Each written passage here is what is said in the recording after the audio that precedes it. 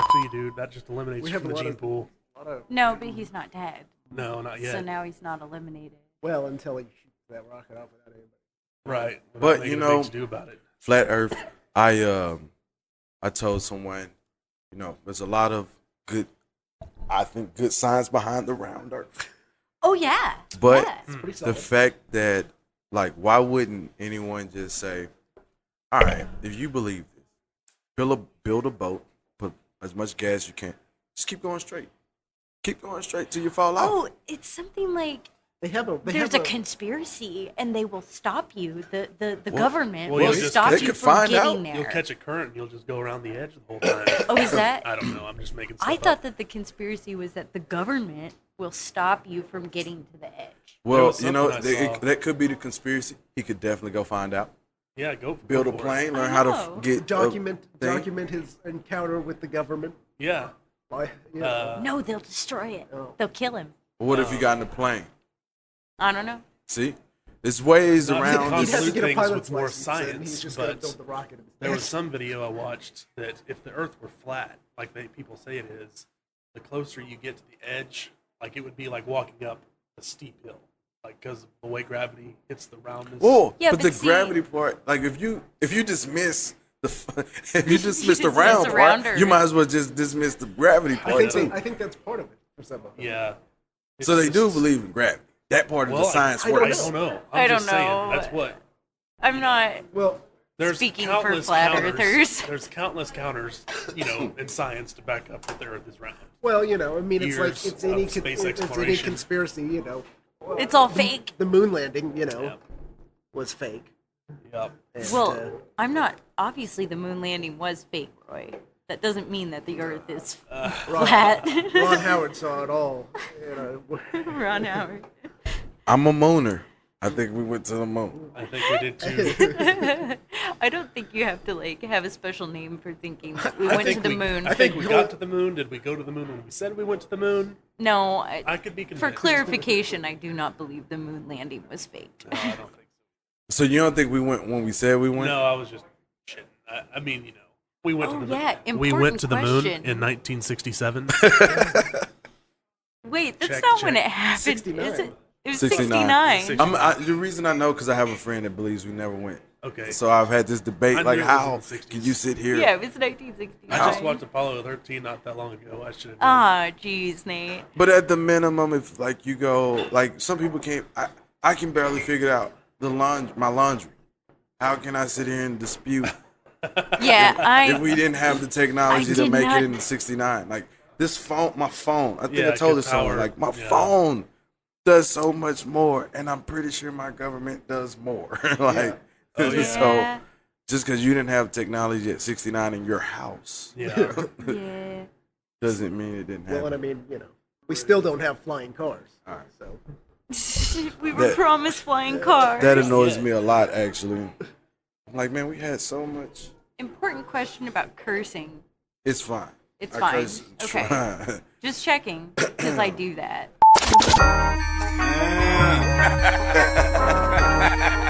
I know they mad. They can't stop. Number one soundtrack in the earth. Black on. The number one movie for making records. Making the whole Bible. VHS soundtrack. I told y'all to run the movie. I told y'all I'm going to show y'all how to clean your dirty money up with good money. Invest into yourself. You heard? My partner gave me This is the I'm Kinda Famous podcast. I'm your host, Lester Rowe. New week, new episode right here on the I'm Kinda Famous Podcast Network. You can listen to it on iTunes, Google Music, Stitcher, Podbean, anywhere you listen to podcasts. KINDA Famous Pod. On Facebook if you want to be in the conversation. Or not in the conversation, but if you want to be a part of the discussion, anything I talk about is right there. Also, aRoweFilms.com. That's my personal website for all my films and anything I'm doing, modeling, photography, whatever. Go over there and you can see all that. It's an easy resource, easy to get at and see everything. aRowe films.com. While you're over there, go over to the Redbubble merch link and get some of them clean ass People Collector t-shirts. We got tons of designs and tons of merch and ways to buy stuff, but also we got some new things coming up really, really soon that I'm gonna be putting there, and also working in cooperation with another clothing manufacturer locally that we're gonna make all these things happen. All right. So look, this week is a little different. Of course, I'm doing you probably know that this is gonna be an interview. And but what happened, we recorded this interview sometime in 2017, late 2017, December. I was sick this day. And this kind of is the reason why, if you go back a few episodes, well, one of the last episodes of 2017, I barely had a voice. I was coughing, and I was sick. I was real sick. I had the flu. I got rid of it, and I got it again. It was crazy. But so much go on. I wanted to get this interview with them. It was the perfect time. So I got an interview with America's Front Porch. They are a film production company from Wichita, local, or from Kansas, and they make, in my opinion, some really great short films. One of the cool things about them, to me, they remind me of Edgar Wright, a filmmaker who his most recent film, at least, is the movie Baby Driver, which I feel like has one of the best opening film sequences, like title sequences, I've ever seen. Well, at least I've seen in a while. It's really well done, really good. But the plus side is I get to talk film, and I don't talk a lot of film as much with the podcast because there's so much cultural stuff that I end up talking about. And every now and again, I'll sprinkle some film stuff. But in this one, we talk film. We talk, how film relates to social issues and so many different things. And we do it. We're recording at our coffee house. Now, if you watch the podcast on either Facebook or YouTube, a lot of the recordings are done outside of our coffee house. Now, here's the difference. It's cold as fuck. It's Wichita, it's the Midwest. You get snow, you get freezing temperatures, cold temperatures. So we went inside this time for this particular episode. And in the midst of it, there was a live band. It just created a great atmosphere. And every now and again, we stop and we kind of address it because it is so good. But I wanted to make sure I mention that and say that, and the introduction didn't happen because I knew I needed to do a custom intro, just due to the circumstances and also me being sick. So, before we kick into that episode, with America's Front Porch Film Company, I want to really give a great shout out to all my sponsors. Give a great shout out to all y'all listeners because one thing I didn't realize, like, how big my show is getting. I hate to say big. I hate to say big because that so sound like Trump. But how, like, people are listening. I don't really, like, get too caught into my analytics of the show, either be YouTube, Facebook, Podbean, and all the metrics. But I took a peek on there before recording this intro, and I was like, geez, like, who knew? You know what I mean? Like, to have so many listeners. Because a lot of people measure, if something's working based off the interactions and things like that. And with what I'm doing with the community and my target demographic, I knew that it'd be very low on the interaction side of it. But it's starting to increase. People are starting to share the shows, getting a lot of feedback. It's just kind of went from a few here and there to, like, now I get a little feedback every week. So I'm happy with doing the numbers it's doing. It's fun for me still to do this. And I'm just enjoying it and also putting together this network where I got other episodes or other shows that I do who catch these hands and many, well, not many more, but, and then I'm starting this vlogging thing. So, like, all these things are coming together, which is helping the brand as well as creating this awareness to what I actually do, and that's filmmaking. And that's why I really enjoy doing the podcast because, you may enjoy my conversation, you may enjoy my thoughts, but then hopefully you get over there and you see one of these films and, regardless of how you like to consume the content I create for you, I appreciate it 100%.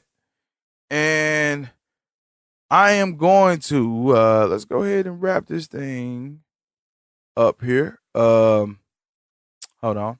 Things are happening around me. But no, we, so yeah, shouts out to y'all for coming every week, listening to the episodes, sharing the episodes, And as well, I've seen the increase of people checking out some of the Redbubble stuff, the people collectors and things like that, selling more books. And one thing, those links in the comments, I mean, not comments, but in the like show notes, like I know when y'all hit those too.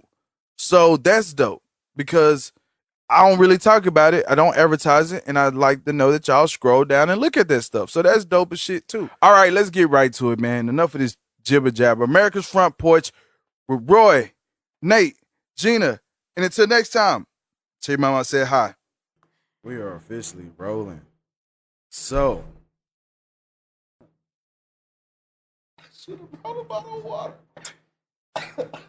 There's one single solitary bottle left. It's great. It's a great. I'm good. I'm professional. Damn it. It's got to point to the camera. Makes it feel real.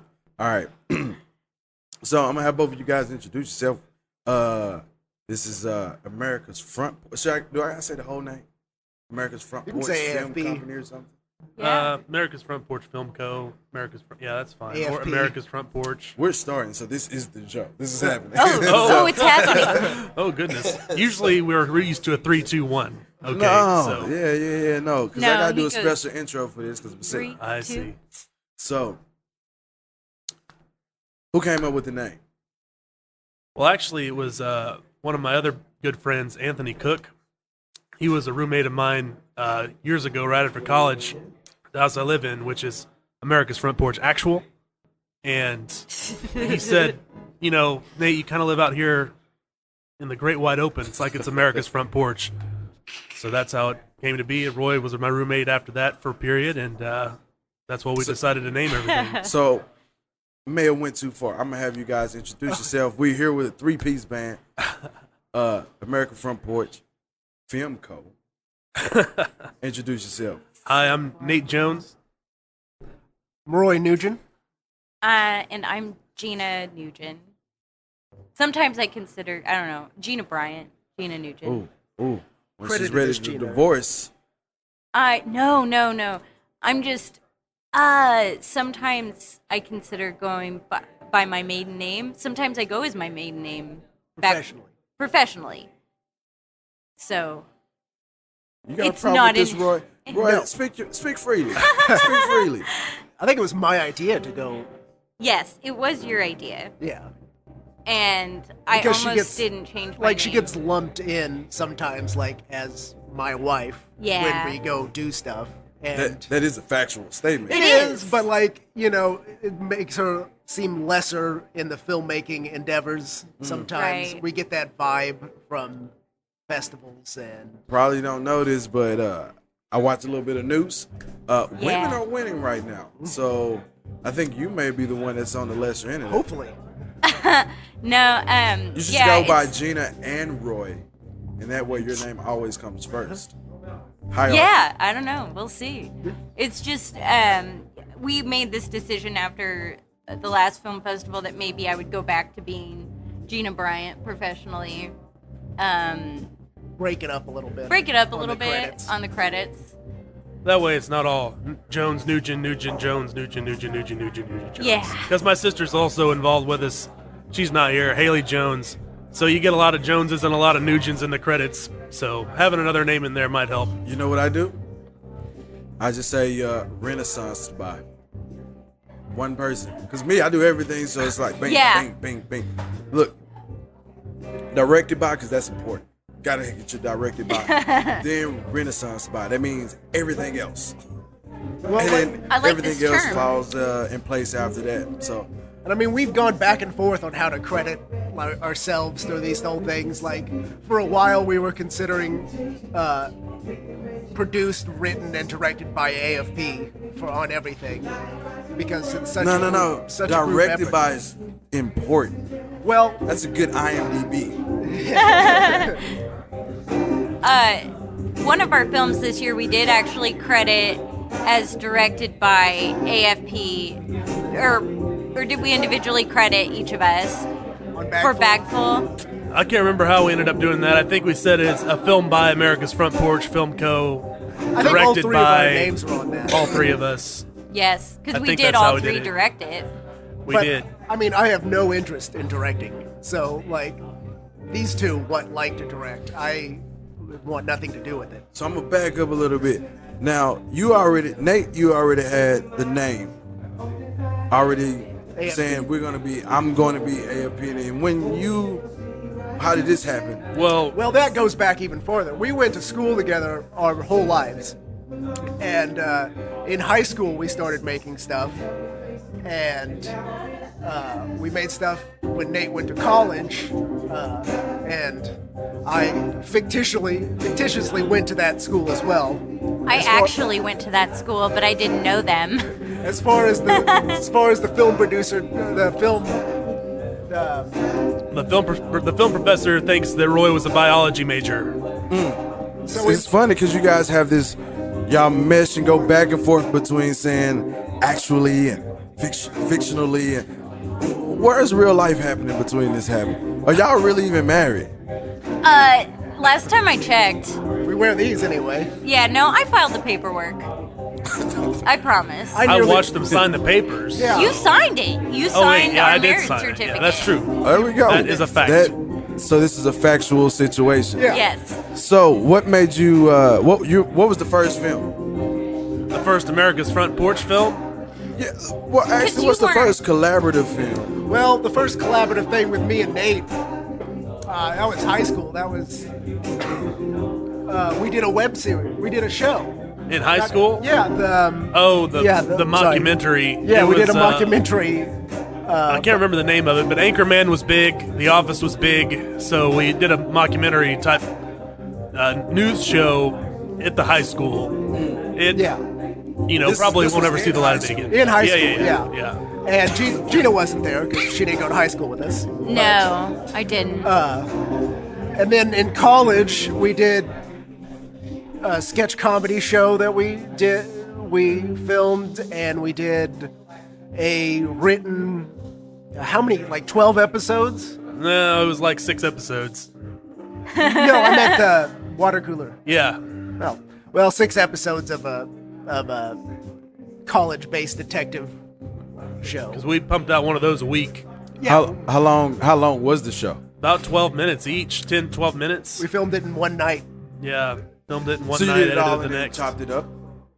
Yeah. Well, we would film one complete episode in one night, and then that would be that week's episode. Got you. We didn't pay attention to lighting or sound or any of the things that you're supposed to pay attention to. How long ago was that? Oh, it's that almost was- 10 years ago now. Yeah. About 8 years. like 2004 or something. well, no, I What graduated camera? in 09, so it would have been 07, 08. Somewhere in Jones, there. what camera? Pardon? Camera. On the water cooler show? Yeah. Oh, gosh. It was a Camcorder. GH. Yeah, I can't remember. I honestly can't Mini remember. tapes. It was the DV. Yeah, it took DV tapes. So you was using. How did you edit this? Well, you had to, capture the tape footage, capture the footage off of the tape. Which Yep. so, How long did that take? That took well, like. however much footage you had is how long it took to. I capture. remember sitting there for hours Yeah, and hours. and then if it screwed up, you had to start over again or rewind the tape to the part that screwed up. I mean, and this is highly advanced technology for editing, but now, you just drop the files These are on the much computer smaller than a and VHS. it's there. Yeah. So I mean, I don't know anything about the old school way of editing as far as reel to reel or anything Yeah. like that. So I might sound like I'm complaining, but I'm not really. But it was a hassle. Here's my real. I made a film a long time ago. It was like a rendition to Scream. Not even a parody. I was just making my own version in high school. We used Scream mask and everything. It was crazy. How we edited it, we found that perfect stopping point on the tape, VHS, Yes. and we had to get it right. Yeah. So I had all these tapes, and I would go home, and like those mini tapes, you had like a VHS tape, and you put the Yeah. mini tape in that tape. Had 2 VCRs, and like that's the spot. Hit record. Yep. Yeah. And so you got this. It's still pretty damn good. Then I took it when I got to college. I converted it to a DVD, dumped it onto a computer, and like I touched it up a little bit. It sucked, but it cuts together better. And what they call that, folks, is remastering. So I remastered my first ever movie I made. It is awful, But Yes. it's gonna be that one when like you're famous. Maybe, James Lipton is gonna ask me tell me about that thing you did in high school. Oh, yeah, let me remember. Right, let me pull that out. Well, So- there's some film festivals, there's some contests out there that I think are interesting in that it's in-camera editing. Like you are given a camera and you have to basically edit as you go. So, you hit record, that's a shot, you stop recording, you got to go on to the next shot. You can't put it into a computer and edit it. I think that'd be a really fascinating contest to try to do. So it's like a Sounds film terrible. race type situation too. I don't like that. It would be idea. tough. It would be tough. But what sounds? Go ahead. Oh, I was just gonna say it's kind of funny because I was like 12 when I did that same thing you talked about, same kind of camera with the little mini tapes that you put in the VHS, and that was my first movie. Was like a school project. I made my mom and my brother dress up like barbarians, and it was a news broadcast, and I made them run around in the field in the backyard, and it was funny that while they were doing that show, I was going to Southwestern, and I knew Nate, kind of. I mean, we were both in the same class, but I didn't know Roy, and I was doing theater while they were making movies, and so we were like even in the same building and just down the hall from each other. Roy said I met someone, and he showed me the picture, and I was like, "Is that Gina Bryant?" He's like, yeah, and I'm like, "Wow, what a small world." Yeah, and he goes, I live with this guy named Nate Jones. He went to Southwestern. I was like, I know that guy. Oh man! Don't ask him about me because it's crazy how it worked out though. Yeah, it's almost like it was fate.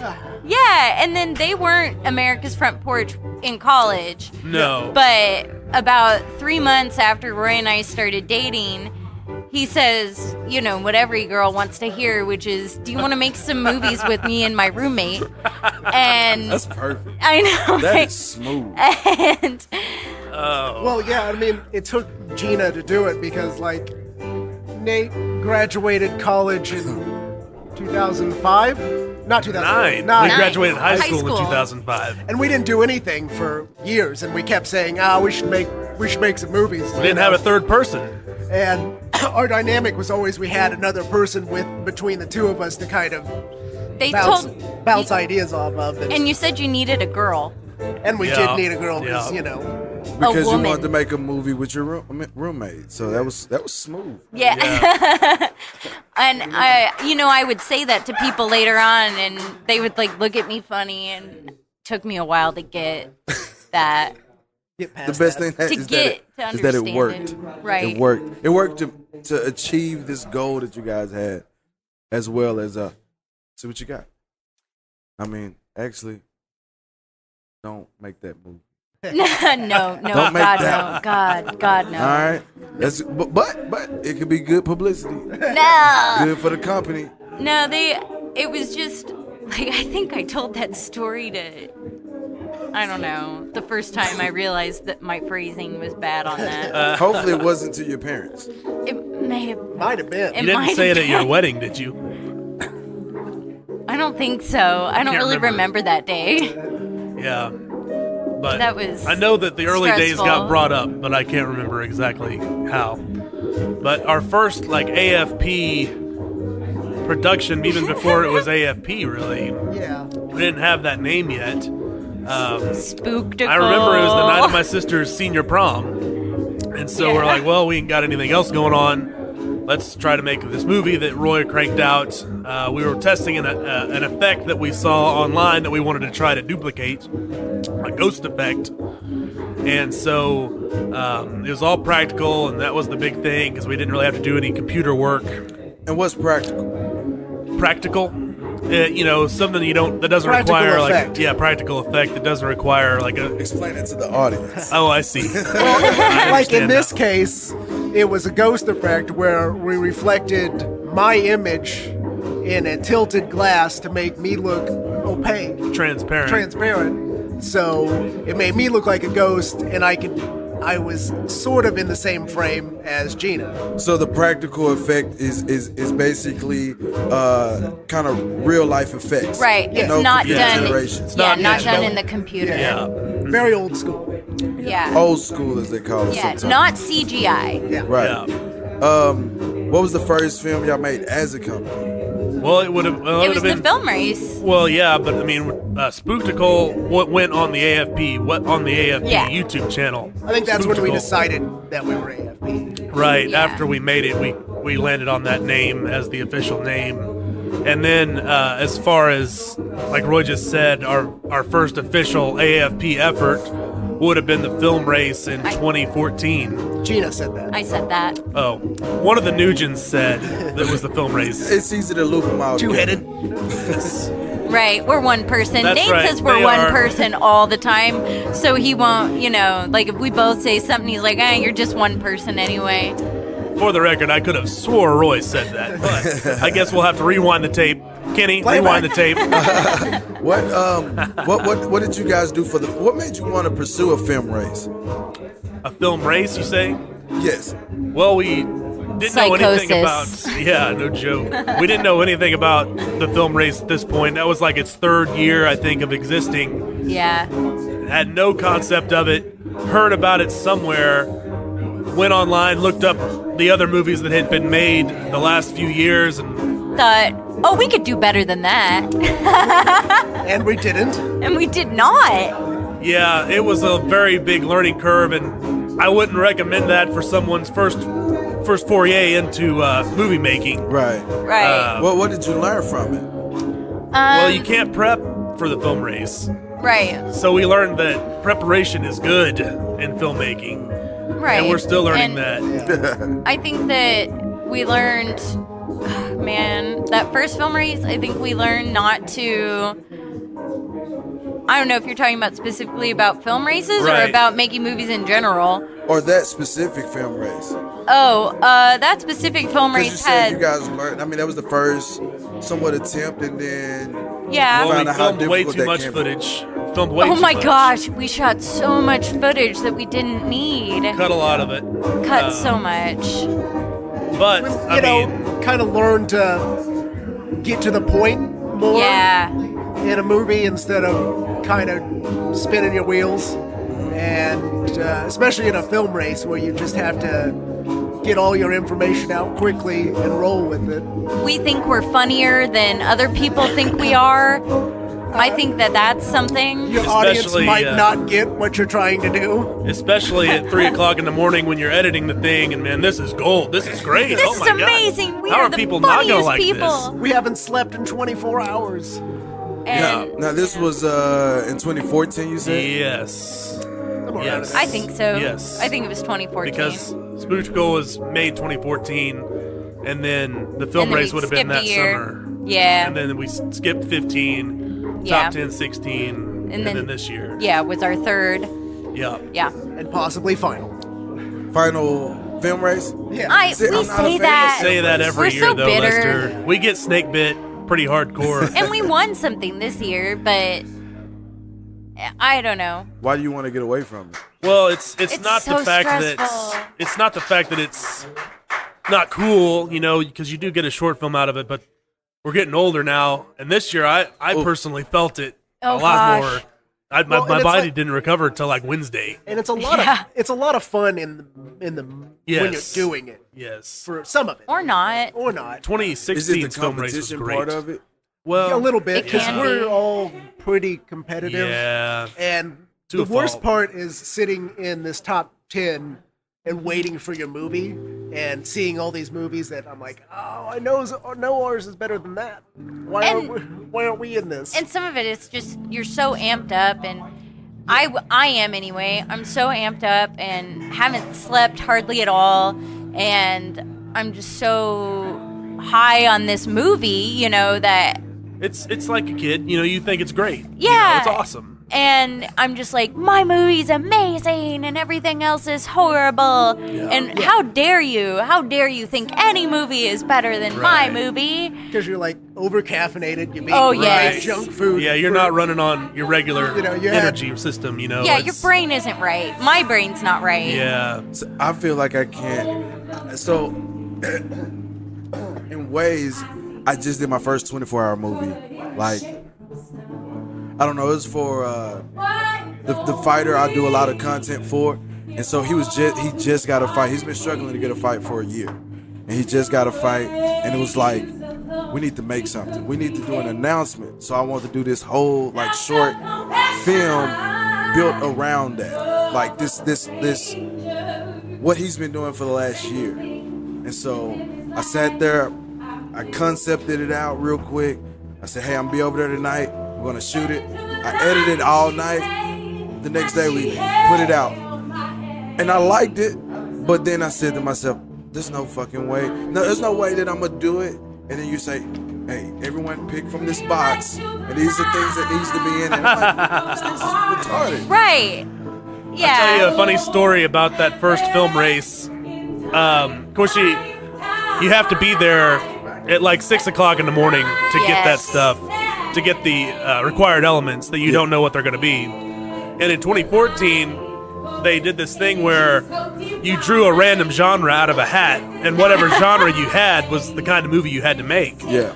Well, we were Team 3 that year, and so the first guy goes up there and draws musical, and I'm thinking, poor soul, poor soul, because they had to do like 3 original songs, and you can't use music that exists. Yeah, you have to write all your own music. And so I'm thinking, oh my God. On the film race. Oh, in the film race. Well, and then we found out that's not, I don't know, you can, now it's been clarified that you can license music. Yeah. But it has to be original music. Right. I don't know.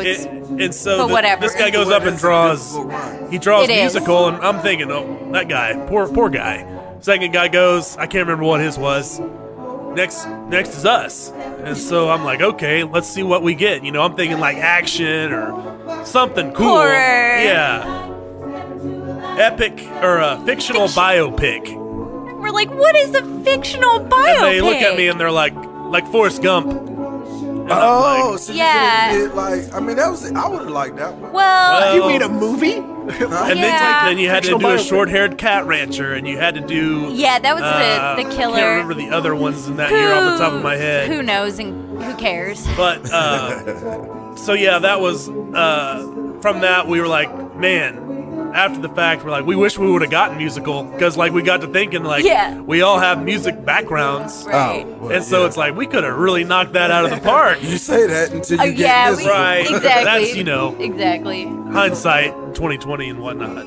And yeah. Now, you guys, the first one I seen of you guys were the phone one, Night of the Living, Dead Yes. phone. Dead Phone. Where did that come from? Well, we hadn't made a movie in a long time. The idea of that also started in high school, and the idea, I just wanted to make a movie about something inanimate coming to life and attacking somebody. So it started out as a mailbox, and then it became a couch that grew tentacles. Then Which we did test shots for. We did test shot. We It made was a tentacles. toast- I just threw the tentacles away, actually. It was a toaster for a while, and that never worked. We never.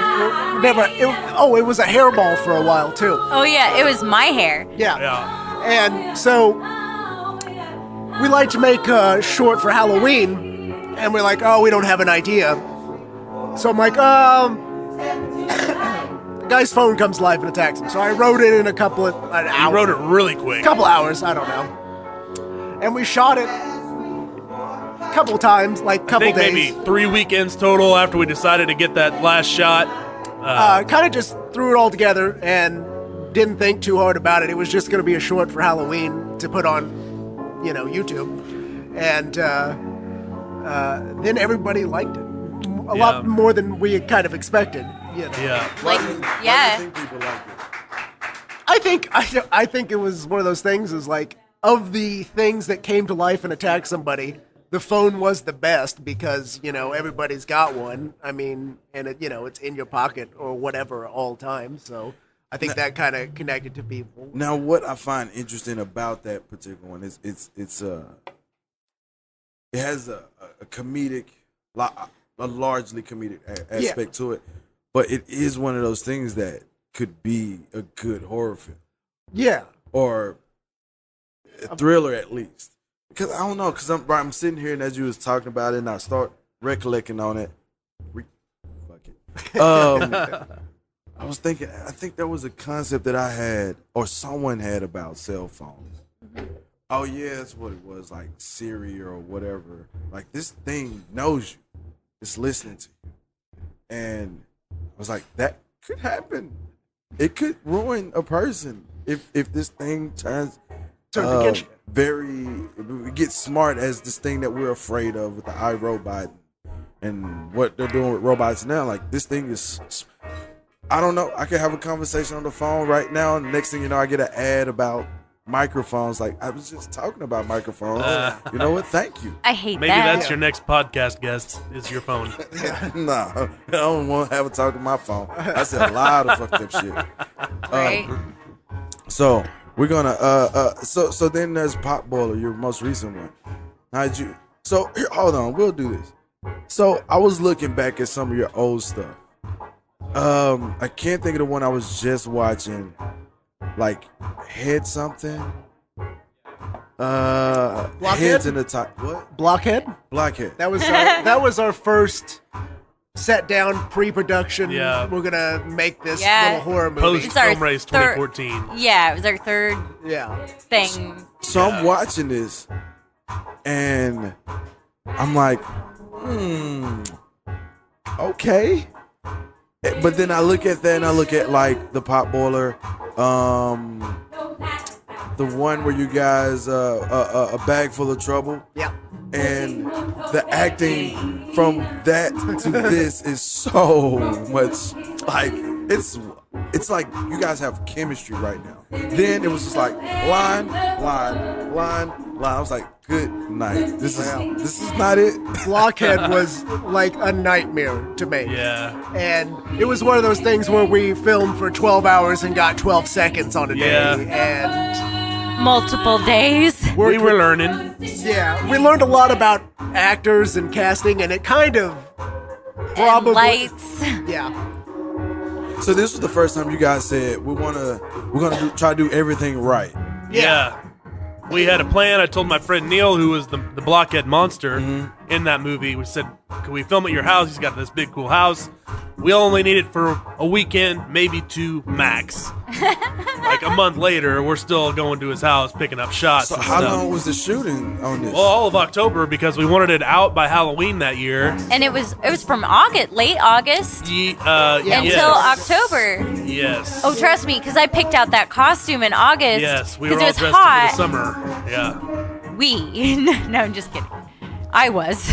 Now, have you guys in that spread of time felt that you guys were getting better with delivering lines and kind of working off each other? I'm sure editing and the technical stuff you guys get better at, and you can feel that. But in terms of delivering that, I mean, Gina is the person who like taught me to be a better actor. She's kind of like our acting coach for people who are like non-actors that we work with, and actors, because we work with a lot of stage actors, and you constantly kind of have to tone them down here and there. I mean, Gina really saved Bagful with my bad acting. Yeah. I mean, if she didn't come in and work me out, then that would have been Because a we shot completely different we shot a thing. whole day without her, with Nate's acting, with just me behind the thing, and it was not good. It was so we not went, very we good. went and shot the whole thing over again with her. the interesting Yeah. thing right now is like I'm listening to you guys talk, and I'm watching Gina, and she's like, "Yes, you better give me credit." That's right. That's right. You tell them. Yeah, I just, I've been doing theater since I was, and acting since I was 7, and, I don't know, like I said, I was a theater major in college for a little while, and I stopped doing that, and when we started, and I, like, late high school, I started doing movies, and, I had an agent in town for a while, and You said you had an agent? yeah, I did Oh, in town. yeah. His name's Greg Bull. He represents like pretty much anybody in town that does commercials, and his name's Greg Bolden, and he does the Gregory Agency, and he's really cool. Roy got to meet him at Great guy. at Tallgrass. Yeah, he's really cool. And he kind of splits his time nowadays between LA and Wichita. And so he taught me everything about acting for camera. And, you know, I kind of hadn't done it in a while until, you know, I started working with these guys. And so for the longest time, all I was really concerned with was, you know, being in front of the camera. But as we went along, you know, and I'd done a lot of costume design and all that. Oop. And so then I started working with these guys and just kind of passing on to people what people had taught me. And I don't know, I hope that I've been helpful. It's, I don't know, I sometimes kind of suck on film. But Well, we all think we suck on film. I don't know. I'm magnificent when I'm. I hate to break it to you. I got chops. right. But yeah. So And go ahead. Well, and I mean, like, me, I don't really consider myself an actor. And so if I write a script, because I write them all, I just write myself. Yes. And so all I got to do is play myself. Like, if you gave me a challenging role, there's no way I could pull it off. Why wouldn't you just make it yourself? When I make it myself, it's really easy to do. And people love Roy. People love Roy's performances. And it is flabbergasting sometimes because no one ever recognizes me. And I mean, I'm a little vain, so a lot. And so I'm like, they're like, oh, and what do you do with the movies? And I'm like, I'm in all of them. They're like, oh, really? And I know it doesn't help. I change my hair a lot, and I wear glasses in person. But that's happened a lot. Well, it's funny. Remember when we bought that blonde wig? Like a year or so ago. Yes. I was going through my old pictures and saw that. I was like, who is this blonde chick? This is blonde chick on my phone. Oh yeah, that's There just was Gina. one time I was looking. I was like, no? Oh, that is her. So what we're gonna do real quick is take a break because I got commercials now. So this is gonna be a commercial break, and we'll be back if I can live. Fellas, gather around, listen to me. I'm about to put y'all on because somebody put me on. So I'm sharing this wealth of knowledge I got. In my quest to manifest magnificence in this kind of famous lifestyle, I found this product called The Perfect Gentleman by Touch Body Works at evoketouch.com. Let me tell you what it smells like though. This joke is crisp, man. It's clean. It's not too masculine. It's right at that sweet spot. Men love it, women adore it. Just simple. Man, let me tell you something about this product, man. It's all handmade. It's all natural. No synthetics. No chemicals. It's natural the way we need things, man. Matter of fact, it's so natural you can eat it. But don't. Seriously, don't. Not only that, we talking about supporting small business that's a black-owned small business, and I want y'all all over that. EvokeTouch.com, EVOKE touch.com. Get something for yourself and jump on that perfect gentleman. While you're over there, get something for your mama, and then tell your mama I said hi. And we're back. We have AFP Americans Front Porch Film Co. Gina and Roy Nugen. Some call it Win, Or Win. but it's Nugen.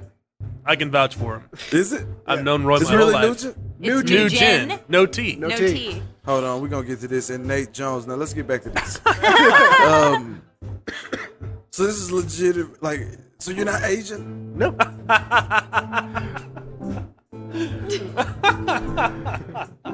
How are you? Are you adopted? The name is a purely Irish name. It used to be McNugent.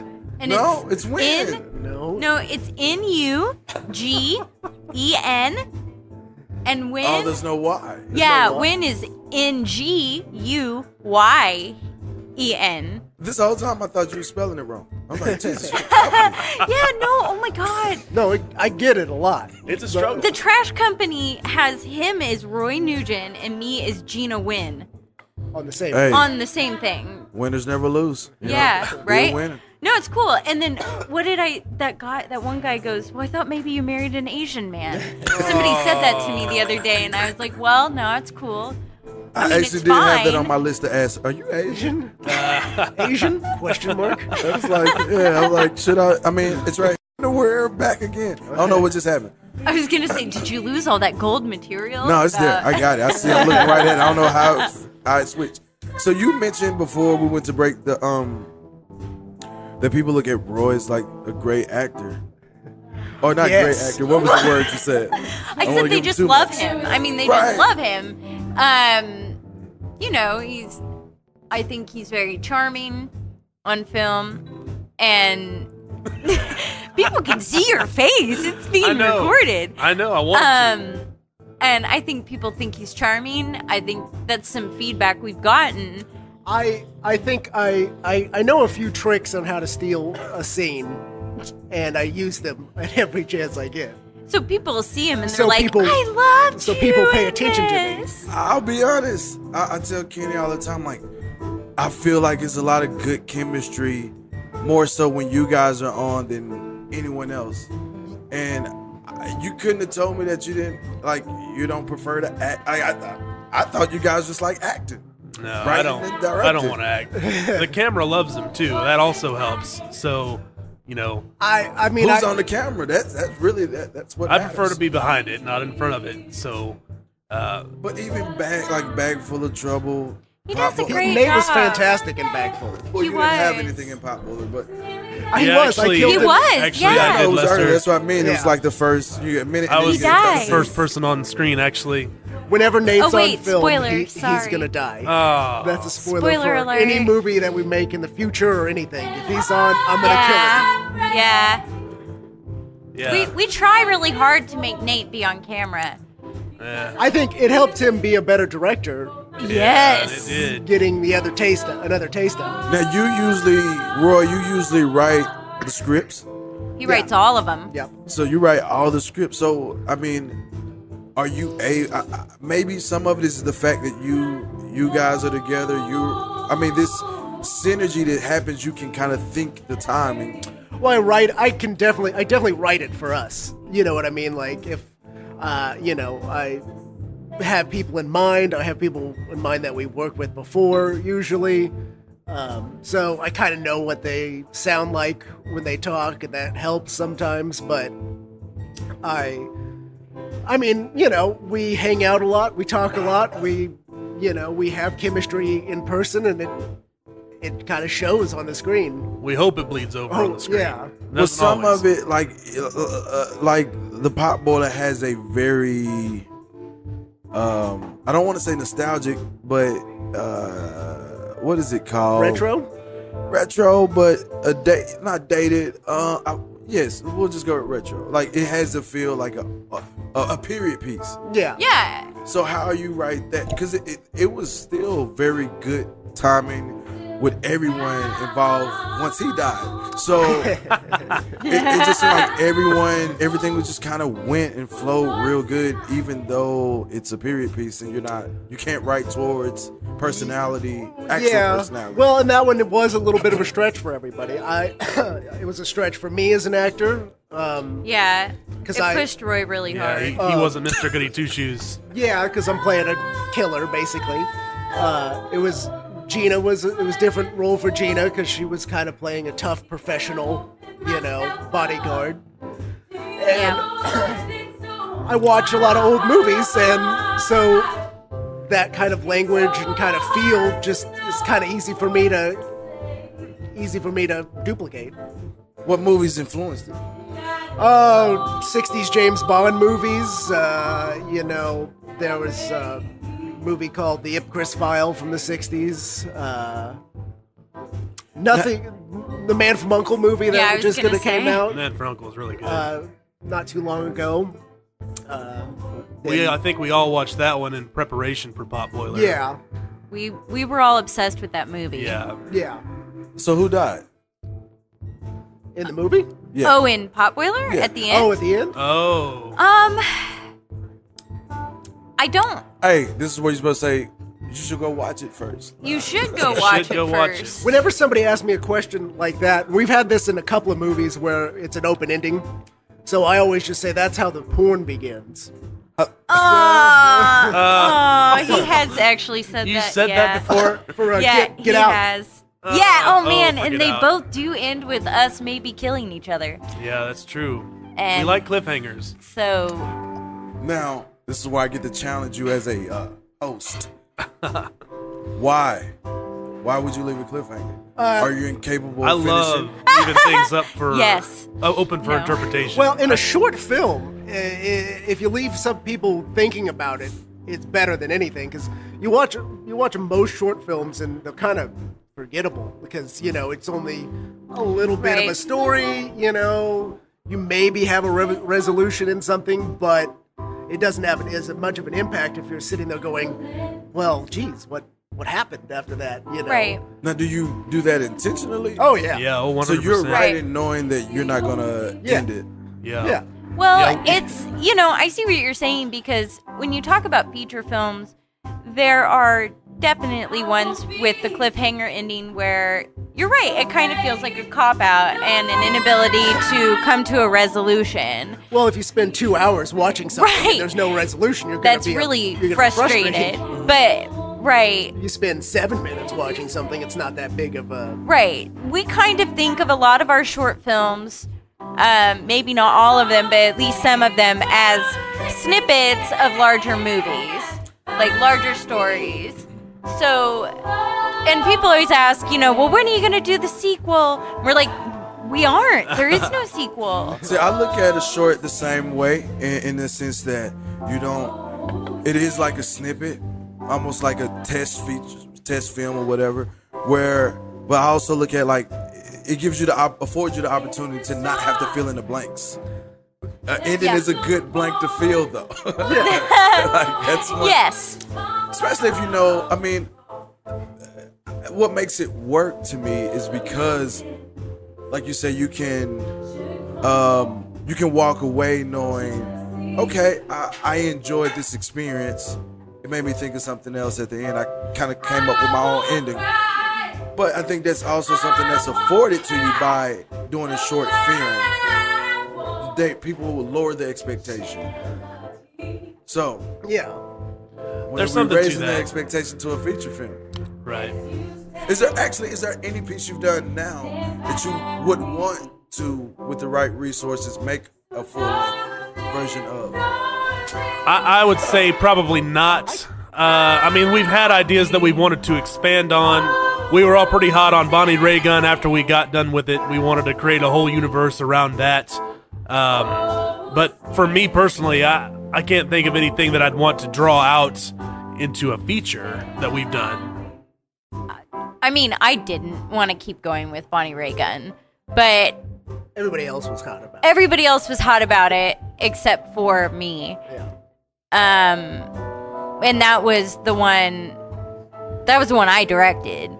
So, everybody else was hot about it, and I was like, I don't want to do it. So, Why not? because I didn't, it was a film race, and I had some fundamentally bad feelings left over from that process. And, but I don't know. Anyway, I just felt like that story was done and we had told it the best we could. And, then there were, there I have agree. been ideas. I agree with that. Thank you. There were ideas that we've talked about over the years about doing features around, but I think that all of our shorts are just where they are. Yeah. They I think- exist in and of themselves. I think our feature would be in the tone of one of these that we've already made. Yes. Sure. Like, I could see us making a feature that is sort of like Potboiler. Or Bagful. Or sort of like Bag Full of Trouble, but not those particular stories because I wrote them, I'm done with them. I'm not too interested in revisiting it. There's very few stories that I want to tell more than one with with characters. For me, once we finish with one of these, I'm done with it. Like, I can't look at it anymore. I've watched it a million times. I'm ready to move on to the next thing. Who's editing? Me. There you go. That's why. Yeah. I'm the same way.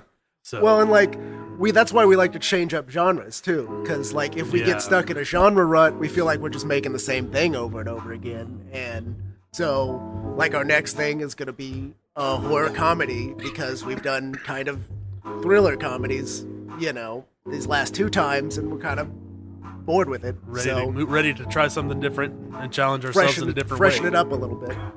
What'd you say is going Horror, yeah. And I've compared you to the Simon Pegg and I can forget his guy's Edgar name. Wright. Basically Edgar Wright films, and that's the kind of tone that I usually get. Is like there's the whimsical part, but underlying there's a movie there. There's something with. Well, that's thank flowing. you. Yeah, that's a huge compliment. Yeah. Actually, Yeah, I thank do what you. I can. This is for the I'm Kind of Famous podcast. We take Nice. a lot of inspiration from Edgar Wright's work, so that means Favorite a lot. one. What's your favorite? Favorite Edgar Wright movie? Yeah. Baby Driver is up there. I haven't seen it. Baby yet. Driver's We haven't good. seen it either. And then of course Scott Pilgrim vs. the World. Did not expect to like that movie. Love it. And then of course the Coronado trilogy. You can't really get much better The World's than End those. was really Really good. Yeah. World's End is that really one. good. Yeah. Yeah. I haven't seen that one. It starts out like I love how his movies start out as something that you think it's going to go in one direction, and then it just kind of flies off the Once rails. it goes off the rail, it's Yeah, love it. Yeah. Yeah. What was I gonna say? Sorry. That's right. So I'll and with your background in acting, I have this feeling I've told Kenny about that I believe actors need directors more than directors need actors. What do you think about this? It depends on the director. I think that they're both dependent on one another. All right, thank you. I didn't think you would say that. So the reason I say that is because I kind of feel like a director. Well, first I'm gonna say a lot of the magic happens in editing. You got a good editor, you can probably have a good film. But I think a director in ways can direct someone into a good part. Give it to me again. Give it to me again. Versus an actor, if an actor don't have a director, he may not perform well, or that performance may not translate well. I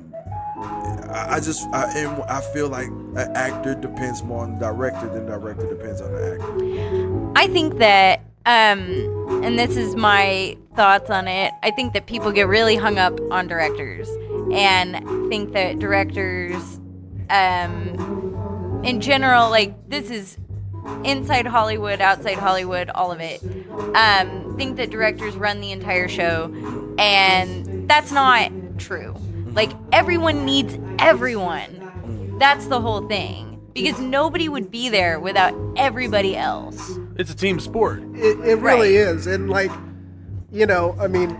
as far as actors and directors go, I'm a writer, so my first thing is if the story is uninteresting in the first place, it doesn't matter who's saying anything or what the shot is or anything, because if it's boring, nobody's going to want to watch it.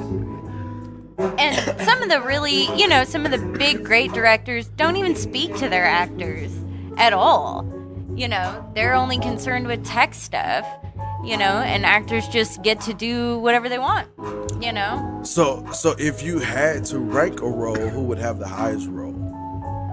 That's for everybody. If you take all the elements, we'll keep it simple. I truly believe in the editor, so I'm gonna take editor out of there. But director, actor, cameraman, writer. Did I say writer already? Of those 4. Oh. I'm gonna say producer, Lester. Okay. Producer for 500. Okay. I was going to say audience. Ooh. High five, yes. Oh, I like that. I'm a huge suck up, yeah. But And I didn't want to answer that question. I didn't want to answer it either. Writer. writer. Yeah, he will. Yeah, I mean, I don't disagree with that. Well, you got to have a good story, and if you don't have a good story, your director's not going to make a good movie, and your actor's not going to give a good performance. Right. Well, it's just the foundation of your project. And it's the cheapest thing to make, as Roy always says. Yeah, I mean, it's Yes. one of my biggest things. If you sit and watch something that people have made, obviously with no money and little resources, and they're trying to tell this story with a grand scope, and it's bad because it's like, well, obviously you couldn't pull this off. Why'd you even consider it? You're supposed to make something within your grasp. Make it as good as you possibly can, and as far away from your, so close to unattainable, but that you can just barely get a hold of it. That's what you're supposed to do. Well, and how many films have we sat through just at film festivals and stuff where the tech and everything else was super spot on, but it was boring or terrible Or offensive. Or offensive. I mean, I haven't been offended yet. I was recently. I was last month. Full on offended. What was the movie? What was it about? Well, it's just That's a was couple hour out there. podcast right there. Yeah. Right. Okay. It's just talking about this particular Yeah. thing. I'll tell you later. We'll do it. We'll do it after. during the after show. Off yeah. mic. What makes a bad movie?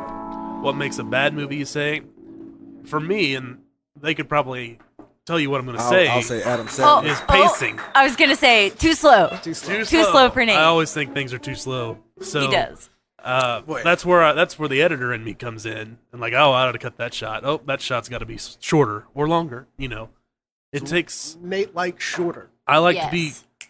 to keep things moving. He has a very good sense of pace, and that's one of the reasons our movies work, is because of how spot on they are when it comes to just moving the story along and trimming the fat, and Right. and sometimes to our detriment. I mean, sometimes Yes. I think we could linger on things a little more, but when you're making a short film, you don't want it to be Right. too That's what I was long. going to say. When you get featured, you do Yeah. have to create We're gonna have to- Well, it's subtext a and different everything. type of story, and I agree. I mean, Yeah. the shot in general needs to be as long as the story needs it to be.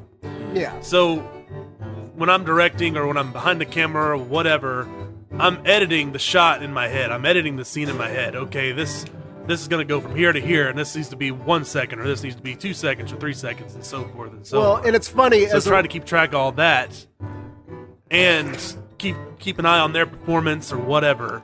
I mean, it's one of those things that takes some practice. And it's one thing that, like, when I write, I keep his pace in mind, and I'll keep things moving on. And one, like, just thing, I know that Nate likes to start a movie with something interesting. If I don't start a movie with something interesting and already have the ball rolling, Nate's already bored when he's reading the Next. script. And he's gonna hate it he's and gonna say hate it. no. Next. But if I start it with something interesting, it pleases the pacing inside of him. And we also just know how to manipulate each other. Yes. That's it. That's part of it. That's That's part of it. good teamwork, knowing how to manipulate each See, other. with documentary, I have to manipulate my subject. Kenny has manipulated his people. Y'all manipulate each other. Exactly. But bad movie. What makes a bad movie for y'all? I mean, I'll say a little bit of what Nate says is it's somewhat, yeah, it's a little bit of too slow, but just, I'll say boring. Just something. Too long. Movies Yeah, that are too long. And without good reason. Because sometimes, Roy knows this, I have major problems with paying attention to things. And so I have to take a break on the 1 hour mark. It is like built into my body. I don't know what it is. I can't sit still. It's bizarre. And, but there are some movies that, if they are good enough, that they are interesting enough, I don't take that. And then there are some movies I just refuse to go see in the theater because I know I'm not going to be able to sit through them. Like, I couldn't go see Blade Runner, the new one, because I knew that I would not make it through that movie. Well, I mean, that all boils down to story for me. Like, if it's not a story I want to watch, or if I think the story's bad, I'm not gonna. That's a bad movie, and it can look very nice and be acted very well. But if nothing interesting is happening for me, then Right. And another thing, that could make a bad movie worse is the dialogue, the writing. Oh if my you're trying to gosh. be Quentin Tarantino and do all these things with dialogue, and your actor isn't doing it, or the dialogue isn't what you think it is, I will say, it's not gonna work out for you. Another thing that'll ruin a movie for me is, and this happens a lot, when people are careless in their treatment of their characters. Like, especially when it comes to the women. What do you mean? When women are used as plot devices, or the suffering of women or violence towards women is used as a Shortcut. Yeah, is used as a shortcut or used as a device to develop a character. Frankly, like when a woman... Sometimes it seems like the only way people think of to develop a woman's character is to have her be raped in a movie. So you mean the idea of, okay, this is for this woman to have her moment, for us to now care about this woman, I have to send her through some sort of trauma. Yes, exactly. So, are you saying it's just too easy to do, or lazy? It's both. It's too easy and it's lazy, and it perpetuates an idea that the only reason a woman is valid is if something traumatic or terrible happens to her. Is there an example that you can think of where it works properly in a film? Because it happens a lot. Yeah, it does. It does. Taxi Driver is the first thing that pops in my head. Yeah, I can't remember Taxi Driver enough. Jodie Foster's. Yeah, I've heard about it. I haven't seen it. You don't ever want to see I spit on your grave. I spit on your grave. Yeah. There we go. Yeah, I've never wanna heard see about that it. one. I've heard about it, and I've been warned about it, and I haven't seen it. There's ways. It happens, and it's not like we can't talk about it, and it's not like that can't be an issue. Sometimes It's done carelessly, quite often. or cluelessly. Like if it's just like that's the only way that if the writer doesn't understand how to, Or- develop a character or without it. especially if it's like never happened to them. I don't know. Would it be different if it was a woman director? Completely. If it was, or just anybody who's had that experience. Because it, obviously happens to people of all genders. What about have you seen Lost in Translation? Sophia Coppola movie? Oh, Sophia Coppola. Yeah, it's been a long time though since I've seen that. Sophia Coppola I'm trying to is think of a not movie my where- favorite. Well, this has been a good show. What? Oh my No, God, I is she mean- a sponsor? No. She can. No, I She mean, can. I enjoyed her first movie, Virgin Suicides. I liked Virgin Suicides. Man, I haven't seen that in so long. It was a really good book to movie. Because I've read the book I'm thinking too. about Girl Interrupted. I Oh, don't think I've Girl seen Interrupted. her, That's a good. I like Girl Interrupted. To some extent, I haven't seen it since I was like a lot younger and probably felt a lot differently about these things. I don't know. Maybe I wouldn't like it now. Roy, I am very opinionated. One thing that I'm proud of with our movies and our stories is that, we try to break gender norms where we can and push the envelope in that way.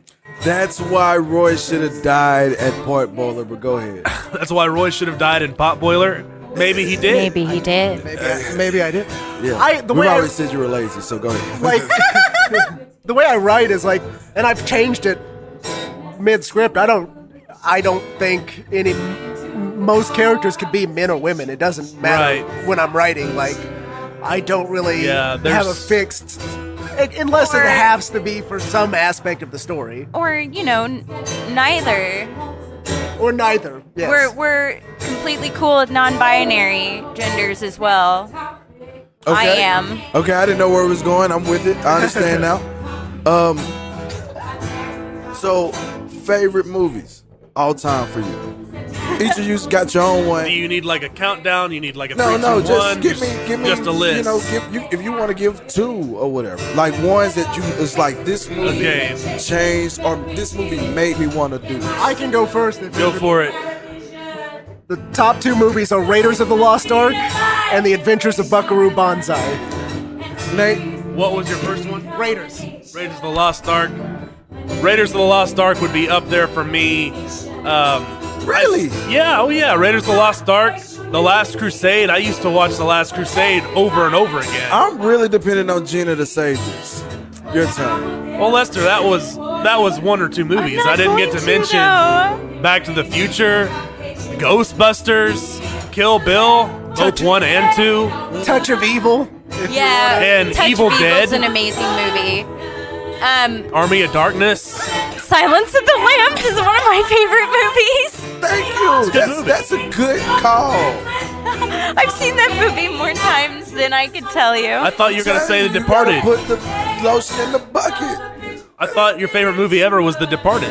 Oh, The Departed is another one of my favorite movies ever, but I have several. You Raiders should of have had the, us play the match game where it's like we write down our favorite movie and the others have to guess it. Raiders of the Lost Ark is the most perfect film ever made. It is the I'm gonna most have to watch perfect it. motion I picture. know. I Just don't remember watched it. it. I've seen it, but it wasn't one of those movies where I was just like, "Oh my god, Well, I'm watching a cinematic masterpiece." It is a cinematic masterpiece Me because either. it is.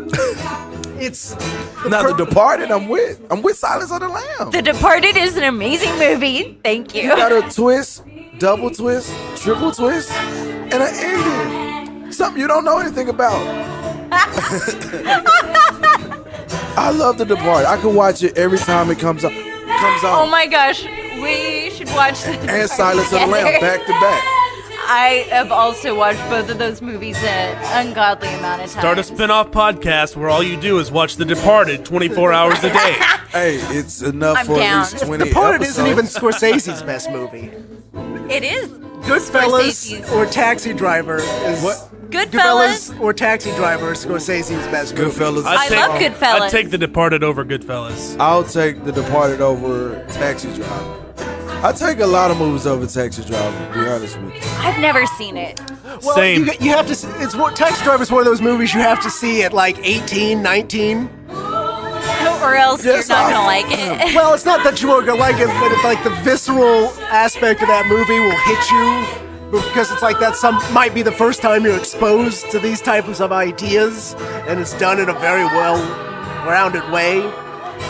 I don't disagree, but it's not a good movie.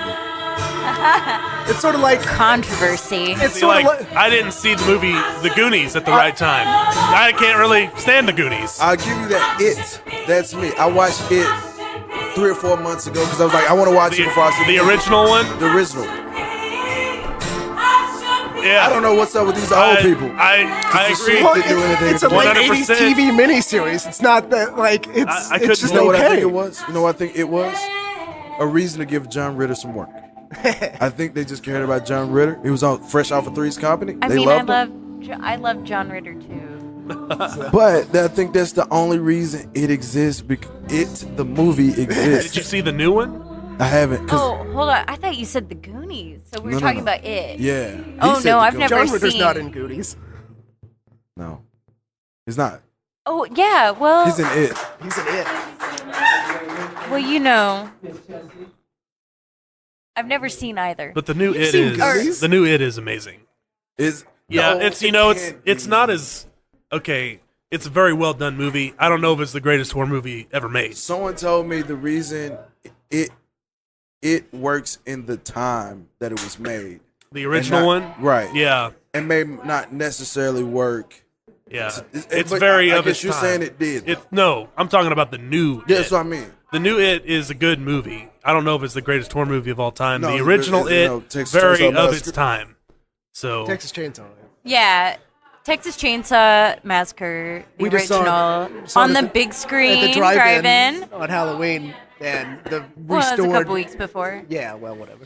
The super restored 4K. And it was amazing. Amazing and beautiful. I love it. What I love about Chainsaw is that moment you see Leatherface for the first time, whatever's happening. He opens the thing, grabs her, poof, Yeah. closes that door. I'm like, gee. Like, And I could tell, like, back then they had to been losing their shit. Because and- that happened so quick. like Yeah. I was sitting there with Roy, and I was like, oh, I mean, I can't stand when he puts her through the meat hooks or whatever. Ugh. And he's like, oh, they don't actually show that in the original. It's in the remake. And I realized, how tame, in a lot of ways, like how much stuff is just implied in the original. That's what. And gets it's me. still, effective. it's terrifying still. That's what. And then, That's what I want to do with a horror film. yeah. And then the end shot where he's like swinging the chainsaw Yeah. around in the That sunrise. was I kinda love goofy, that but shot. It works. It was kind of. It Well, I just was love like, it. It was pretty It's epic beautiful. for that little movie. You know what I mean? And Yeah. It's like beautiful. That's and how I've creepy. imagined like making the horror movie I want to make. That's how the only reason I want to make movies is to make horror films. I watch every Texas Chainsaw that ever comes out. A lot of them are very disappointing. Oh, but- have you seen the new one? Yeah, the Leatherface? Leatherface. I think it's called Leatherface. Yeah, it's okay. Texas Chainsaw 2 with Dennis Hopper is fantastic. It's a big fall off, but it's okay. I love it just how 3 freaking is crazy it is. We terrible. love terrible movies. Yeah. You know what you especially guys terrible should do? horror What movies. you guys should do? Here's a good AFP. I'm gonna give it away. Mystery Science Theater. Yes. Oh, big fan. We were We- just watching one of We those. watch those. I watch them all the time. I grew up watching them. You guys should do them. Y'all like bad movies? Oh, like we should hold on. So we should put our movies on there, or we should be the commentators. Wait a minute. Wait a minute. All right, we networking now. All right, what you should do is take your movies and talk bad about your own movies. Your old ones. We- Go to Oh, your so old it's the ones. double. We'd have to like hit the pause button so many times. It's only like 5 minutes long. Okay, in this part, I remember when Or like on Always Sunny. Have you seen season 12 yet? I have Always not. Sun- I'm on. It's on my list. Dang it. I'm I on an wanna HBO make a joke kick right now. I'm on an HBO kick right now, so maybe Hulu will be the next No thing. forgiveness. So what are we watching right now? What are you guys watching? Well, like I said, I'm on an HBO kick. I just got through watching the last season of Game of Thrones, and then I watched this show Ooh. called Vice Principals with Danny McBride and Walton Goggins. Didn't expect to like it. Loved it. Yeah, it's pretty good. I enjoyed it. But I didn't think that would be on the list. Give me a movie you're watching. Let's go with movies we're watching. Well, Enjoying lately. I know I can't remember the last movie I watched, but I know the last movie that really made me go wow was the Netflix movie 1922. It's Haven't based seen off of a Stephen King novella. Very creepy, very very creepy. It's When was it made? It's new. this year. Yeah. It's an it's original, starring right? Thomas Jane, and if you like good acting, Thomas it is amazing. I mean, Thomas Jane carries the whole thing. Who's It ever doesn't said, have a very "I love good bad acting. right. Can't stand good one. Well, Well, I'm talking next level Thomas acting Jane. because I mean this movie, like they said earlier, how I like attention getting beginnings. This is just Thomas Jane talking, and I was hooked from the beginning. I mean, very creepy. If you haven't checked it out yet, I would definitely give 1922 a try if you like creepy movies. Roy. Oh, what have I been watching? watching Zorro? Yeah, I Zorro. watched the Mark of Zorro last night. Gina, what are you 1934. watching? We're going to have a real conversation. Let's just Well, here's my dirty secret. I don't watch movies very much. Like I said, I watch movies when Roy's like, Gina, watch this movie. So what was the last movie we watched? What did you make? I liked it, didn't I? I have a really bad memory. Was it Silver Streak? No, God, that was a long time ago. God. Okay, well, you think so? TV. I've been watching the latest season of Broadchurch, which is a BBC show. I've heard of that. Yeah, yeah. It's good, or it's an I've heard of ITV show. It's a British television Yeah, show. British do. I think they do TV And perfect. I love British television, and Great British Baking Show, and whatever. It is peaceful to me. And what else am I watching? What about Turn. Black Mirrors? Oh, Black Mirror? I haven't watched that. I love Black Mirror. I need to watch the rest of them. I think I stopped on like midway through season 2, but I loved it. I love like And- Twilight Zone stuff. That's exactly. Yeah. I love it. Oh, we just watched a show called, what was the show we were watching? You know, It was a movie. Schitt's Creek?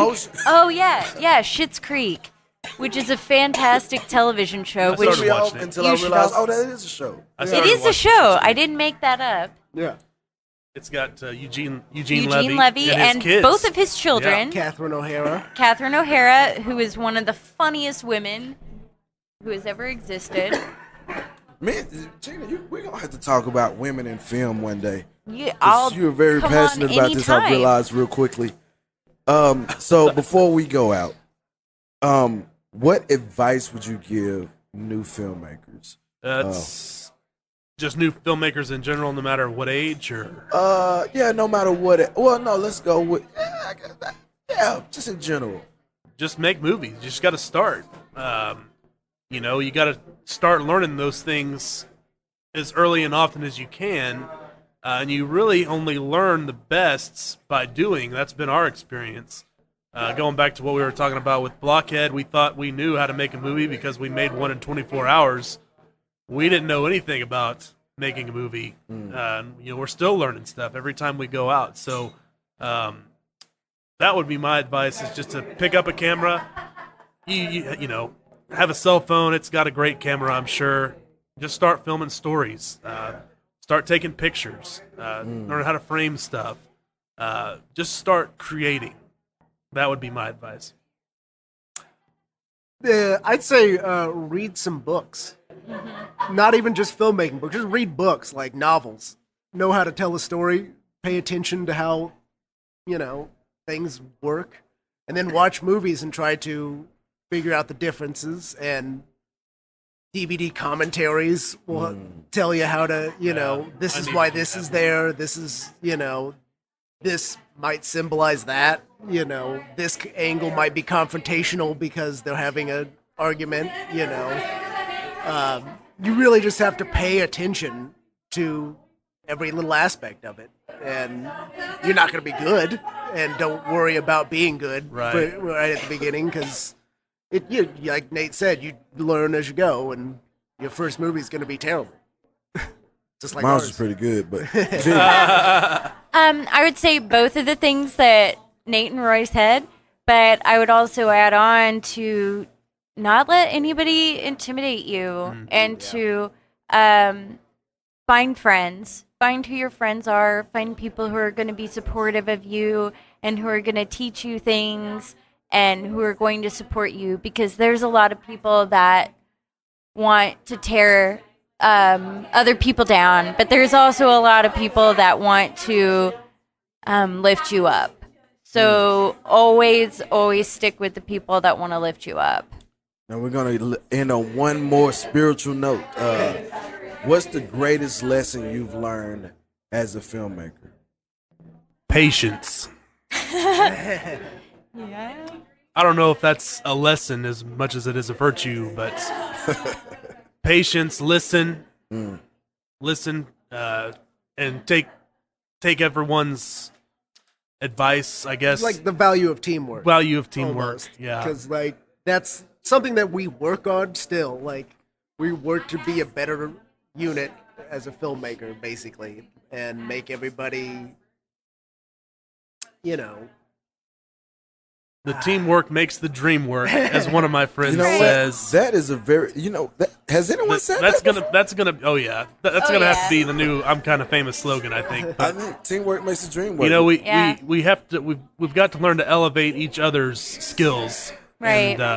And that's where listening comes in, and being patient and learning Right. what everyone's strengths are and stuff like that. So and That we would all, be my yeah, we all lesson. help with every aspect of it. I may be the writer, but both of these people read my script and be like, this part doesn't work. We need to change this. Nate might ask me, okay, what angle should I shoot this at? Or where should I be here? Or Gina might, we'll be working on set design together. And just teamwork. I mean, Anything, Gina? No one person has all the answers. Yeah, I would again say all that, and I would say that, you know, I've learned that you have to take criticism, that you have to have a thick skin, and that you have to constantly be willing to, you know, that I have to constantly be willing to improve myself. You know, and you know, like they were saying, I have to improve myself so that I can work better as a member of this team. Oh man, this is. I'm probably late some violin music. I wish they were still going. So with that, we'll end this whole deal. I'm glad you guys came on. Thanks for having us. I've liked thank you you guys' so work much. for since I first seen it. Yeah. And keep following it because I'm waiting for that feature. I'm waiting for you guys to extend that time. it'll happen. I mean, everything's a baby step towards that. Yeah. Yeah. So who wants to drop the social media? Well, Lester, you can find America's Front Porch on Not me. Facebook. I know how to find tell the Well, you know, fans, you and the audience can find America's Front Porch on Facebook and Twitter and Instagram at AFP Films. We are working on getting a URL for our YouTube channel, but we do not have enough subscribers. So you can find America's Front Porch on YouTube by simply typing in that name. I believe America's Front Porch Film Co. On YouTube. All of our short films are on there. All the ones that we have made and will go on to our YouTube channel. So go and binge watch all of our AFP short films. Hey, you know what? I do actually. I want to talk about this real quick. Kenny, you can start recording if you need to. But getting these films out, is it more important that people see it versus the one thing I'm trying to transition out is film festivals. I feel like it's a big networking tool, but it's not Well, a good... we would not have met each other, Lester, That's if it wasn't for a film That's festival. true. But I feel like the way this game has changed is there's enough platform for you to get it to the people who needs to see it. So what is it? Because you guys pump out a lot of work. What is there any strategy towards how you're getting it to the audience that you want to see it? Well, I know in the early days we didn't put much thought into film festivals. We got connected with Doc Sunback, and we're pretty loyal to Doc Sunback. I don't see us ever not being involved with Doc Sunback in some way if they'll have us back. I mean, being heavy in the festival circuit this past year, really a lot of lessons, a lot of money goes into entering those, and you know, it's a little bit disenchanting. And as Gina mentioned, you got to have thick skin when you do all this. You think you made something great and it doesn't get into something. That's tough, especially when there's a monetary value on the line. So I don't know. I like the idea of just going off of the internet and trying to build an audience, but at the same time, having those laurels on your thumbnail has value too. Right. So it's a balancing act, I guess. I think that's the great unanswered question in the industry right now. And from what we met a lot of people at Tallgrass. I met a lot of people at Tallgrass, and that was certainly really useful. You know, I know people now who knows what connections will pay off in the future. We just don't know at this point. I think that certainly going forward, we need to be a little more strategic about what film festivals we enter. But this year was, you know, it's kind of an experiment. We don't know what we're doing. It was a trial run. It was a trial. I think there's certain places we probably won't enter again. I think that we'll follow a different strategy. Obviously, it is important to have people watching them, but one doesn't necessarily negate the other, you know? And, you know, we go to a film festival, we like at Doc Sunback, we've made friends, you know, and Yeah, just personal. personal friends, and they do films too, so we share something on Facebook, their movie, they share it. The people who watch their movies watch it, so we're getting more views from that. Yeah. And we would have never got that if we didn't go to the festival. Right. So, And that's the other thing I just thought of. Getting into a festival is great. Going to a festival is even better. Because that's where those relationships come into play. You have to go. You have to be there. Yeah, if you're just entering festivals hoping that you're going to get an audience and get views out of it, you're probably barking up the wrong tree. Because I personally feel like, you guys know this now, it's an incredible investment being in these festivals for a very low return. And when I say return, meaning I'm rejected. Why was I rejected? I have no idea. No idea. Yeah, that's terrible. What people are looking for, what mark I missed. Versus, and I've been lucky enough to have a slow burn with the documentary about the girl on meth, Wi-Fi Rock Bottom, because I was rejected from Tall Grass. I was rejected from several other festivals, and then slowly it began to grow off an audience. And then people. It has been in several film festivals, but I was almost discouraged by not being in, because I felt like it was a good movie, and how could Tall Grass not want it? And but then as I started going to that festival circuit, part of me that what was painful about it for me is I feel like it's a high level of pretentiousness in that circuit. Yes. without a doubt.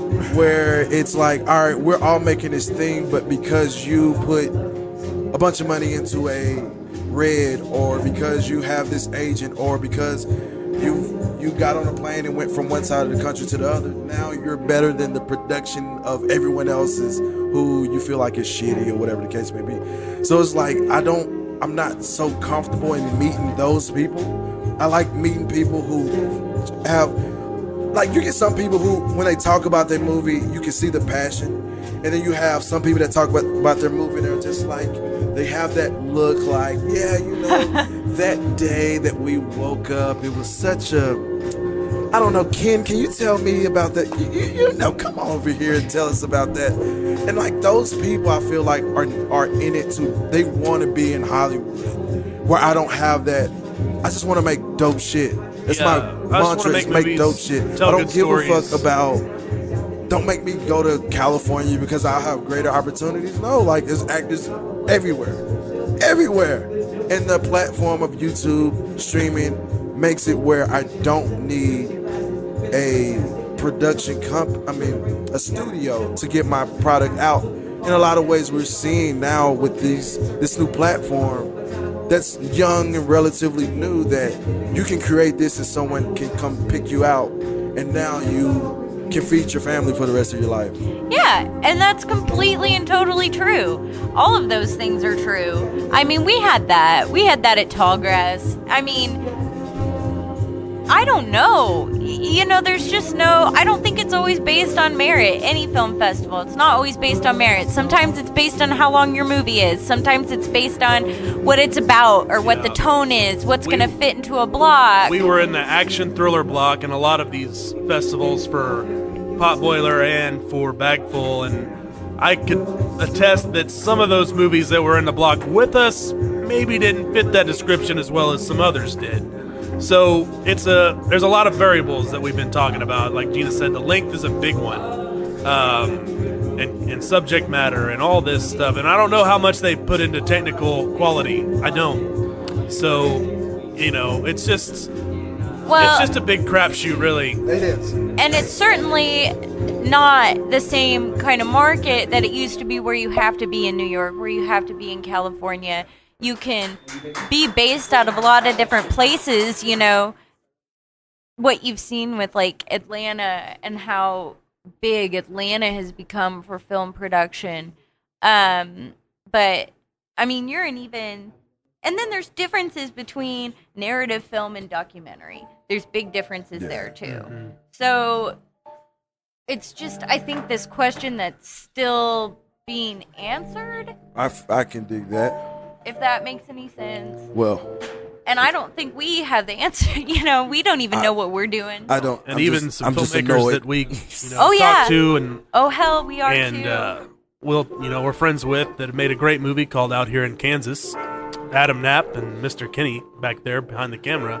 They'll even talk to us about, we thought for sure we were going to get into this festival, but then we didn't. We thought we had it figured out, but then we didn't. So it's not just, for me, it's like filmmakers, let's go, they hate us. I think they hate everyone, so at some point or another, it's everyone's problem. We just got told a story by a friend of ours that was on a panel for a film festival, and some other people from a different film festival came up and said, oh, you need to submit to our film festival. You're wonderful. Submit. And she's like, I did submit to your film festival. Several times. Every movie I've made. And you've rejected me every time. Right. Well, we're going to end on that note because I'm about to run out of time. Well, look at that. But there we go. you. Right on time. But thank you guys for coming on. Thank you, Lester. Thanks again, Lester. There'll be a custom end because I'm sick. So, we're all sick. Yeah. All right. That is it for this episode. So, in light of you being kind of famous, Why the hell I'm kind of famous? Who the hell she know?